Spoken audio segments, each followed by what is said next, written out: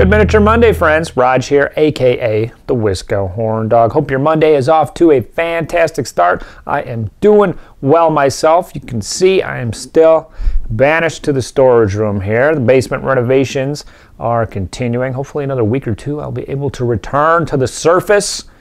But we're plowing through today. We're going to talk about the world's blackest paint. So this stuff is available from CultureHustle.com, and it is called Black 2.0, and apparently it's the darkest, the most pigmented, the most matte black paint that you can buy on the market. So when I heard about this stuff, I knew that I had to pick it up. I've always been interested in weird paints, pigment powders, stuff like that. The most obvious example is the Shimmering Demons, where everything has a pearlescent effect due to a spray. So this stuff comes from the UK. It's about 15 bucks after the conversion rate. It's another 10 or 15 to get it shipped to you, obviously. And it's 150 milliliters, so it's actually a pretty good deal for what you're getting compared to GW paints. If you wanted the same amount of paint of the like GW Baden Black, for example, it would run $53.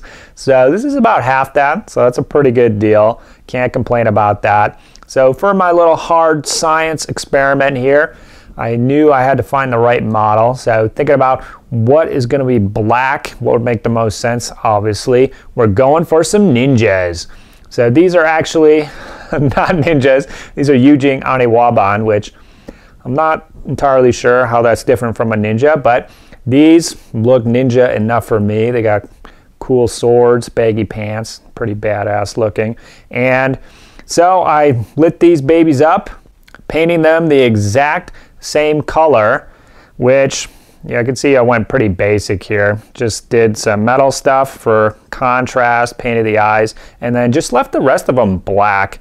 So you can see that one is GW black, and then one is actually the Black 2.0. And as they spin around here, you can kind of take a look at it. So this is about 2 coats of the Black 2.0 and then 2 coats of GW Black. And it's kind of interesting to see the comparison here.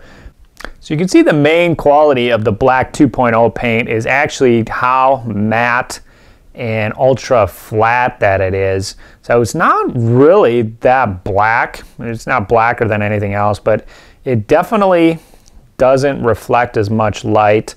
And depending on the angle, you can see that it really, the details kind of get lost in it as compared to the reflections off the GW Black there. So the GW Black actually looks darker, but it has all these reflections coming off of it, which I guess maybe makes it less black, but the GW paint I actually think looks a little blacker here.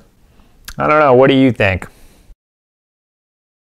So I wanted to show the video of the models in motion, so to speak, because I thought that was more representational of what the models look like, because when you look at the photos, it looks pretty damn black. It kind of looks like it could be a magic bullet as far as blacks go, but when you're actually holding the model, it looks chalky. It kind of looks like primer. It doesn't look like some kind of magical black hole on the model the way that it does in the photos.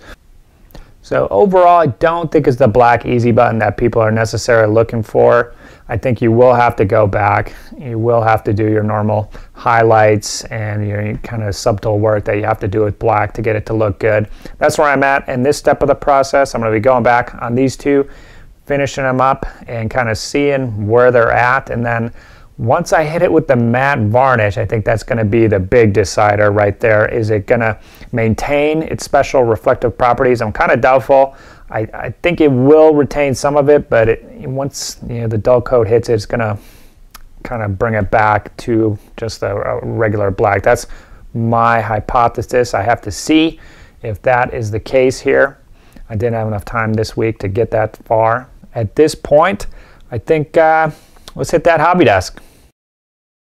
And for hobby progress this week, we're actually looking pretty good. I got more painting done than probably the last few weeks, despite the basement renovation stuff going on.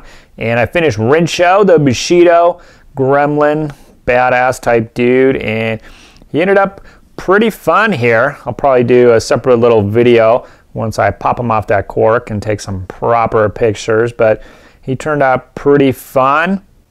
I'm happy with the way that he turned out, and I definitely will check out some more Bushido models and see what I can't pick up. I know for a warband you only need like 4 or 5 dudes, so I might pick up some more of the supernatural creatures. I think they're pretty cool. And on the affinity side, I finished the Red Friar.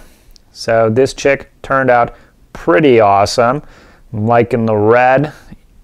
So all I need to do now is finish up some bases for these guys. So actually the Tech Bee and that little drone bot thingy majigger and this chick are all gonna have their bases done at the same time, and then they'll be completely finished.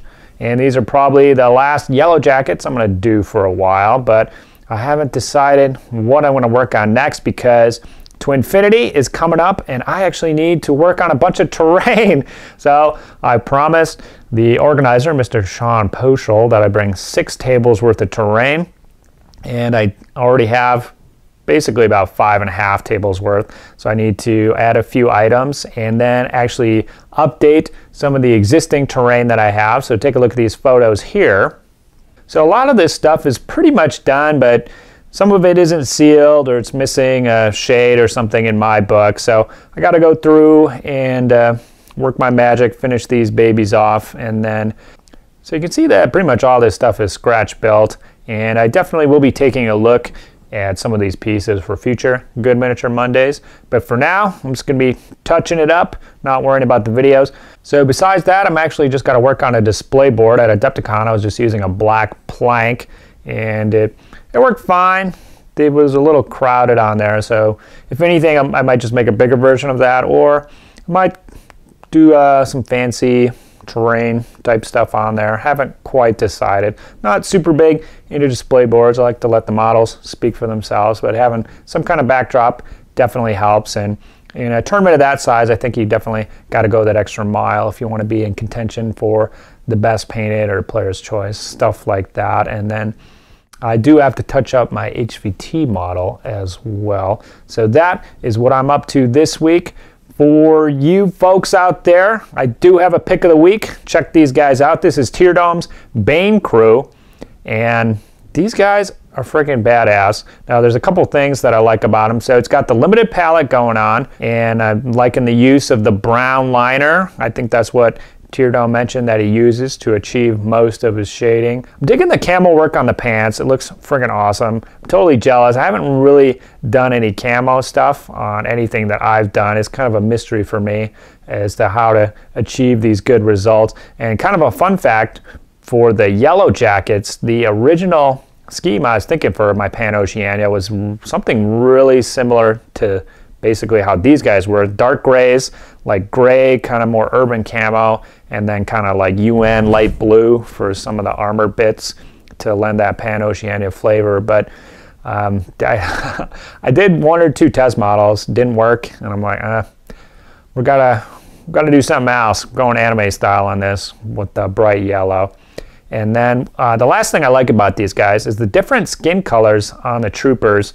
So you can see there's a really light guy, and then kind of a darker one, then a really dark guy. And I like that you're mixing up the skin colors, especially when you're working on so few models. I think you can definitely take the time to experiment with your skin tones and see what kind of mixes work for you.